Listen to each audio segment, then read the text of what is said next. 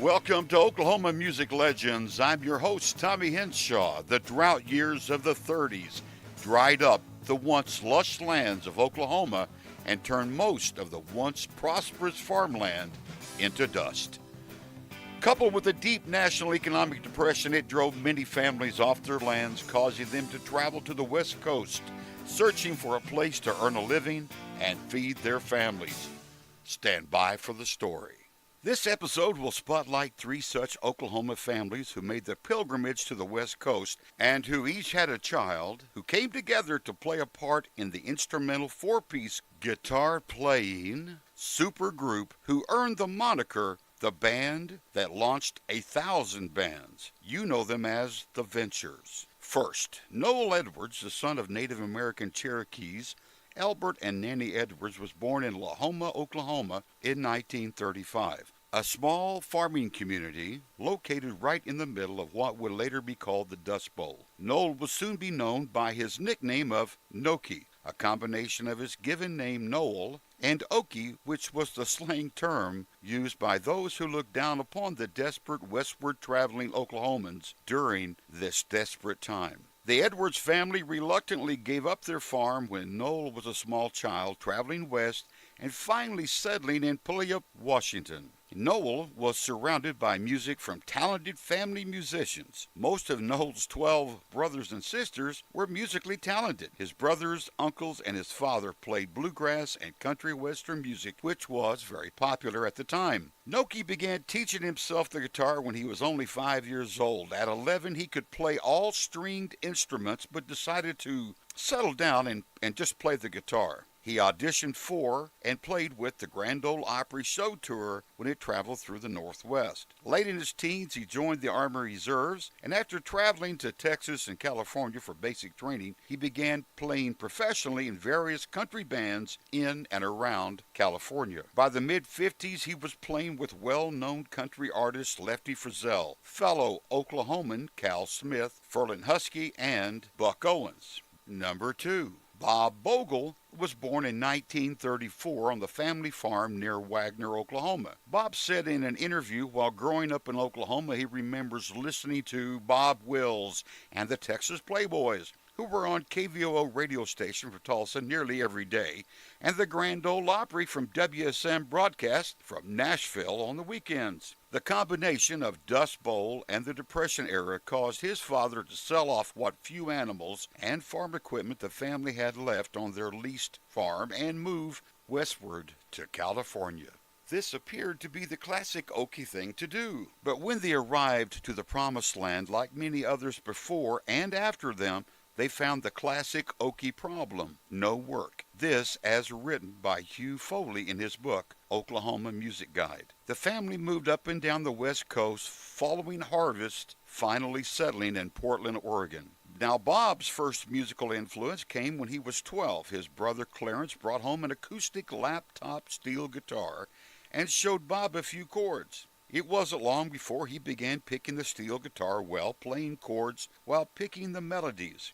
Bob continued to play up until about halfway through the ninth grade, when he left school to work in construction. At 18, he became a journeyman brick mason. Bob's other brother, Dennis, brought home a standard acoustic guitar and gave it to Bob when he left to join the Air Force. Bob kept learning chords and picking out lead guitar lines, and in 1959, Bob began working for a construction company in Seattle, Washington. While working at the construction company, Bob meets used car salesman, wannabe construction worker Don Wilson, who was also a fellow guitar player. They began working together and they discussed their guitar interest and decided to jam together on weekends. Later, they decided to test their sound on live audiences. They had some success and decided to start a band calling themselves the Versatones.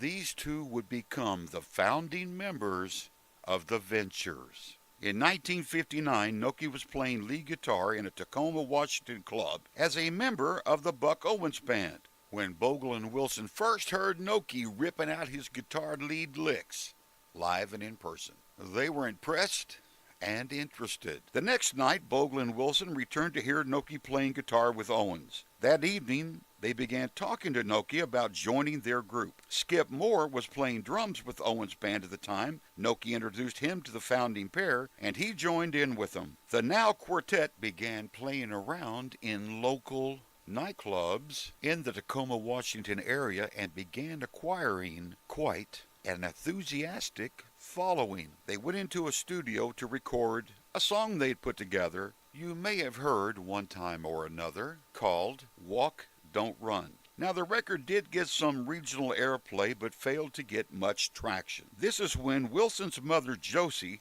came up with the name Ventures, took it upon herself to produce the song on a label, Blue Horizon, which she created for the sole purpose of promoting her son's band. Walk Don't Run was picked up by another label, Dalton Records, for national distribution. And as they say, the rest is history. Walk Don't Run peaked at number 2 on the national charts, only kept off the top spot by Elvis, Chubby Checker, and Brian Hyland's big hit, Itsy Bitsy Teeny Weeny. Now say it with me, Yellow Polka Dot Bikini. Nokie would play lead for the Ventures from 1959 through 1968. After venturing out onto a solo career and doing session work, he would return to the band to play in special tour dates and the band's recording sessions. Now you may be asking yourself, well, what about the third family?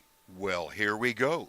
Born in Durant, Oklahoma in 1935, the family of Simmy Mosley fell into similar circumstances and took the now all too familiar path to California, winding up in Bakersfield. Simmy began playing guitar at 13 in an evangelical group. He and his brother Andy experimented with the guitars during their teenage years, refurbishing, refinishing, building new necks in the family garage. Later, Simmy took an apprentice guitar making job at Rickenbacker Guitars in Los Angeles. After about a year, he went on to make his own brand of custom guitars, which they named Mossrights. Their brand seriously took off when fellow Oklahomans Nokie Edwards, Bob Bogle, and the Ventures struck an exclusive marketing deal with Simmy. From 1963 through 1968, the band only used Mossright guitars. The band's guitars had a decal on the headstock naming them the Ventures model. This put Simmy and his brother Andy seriously into the guitar manufacturing business. At the peak of their production, they were turning out 1,000 guitars a month, which included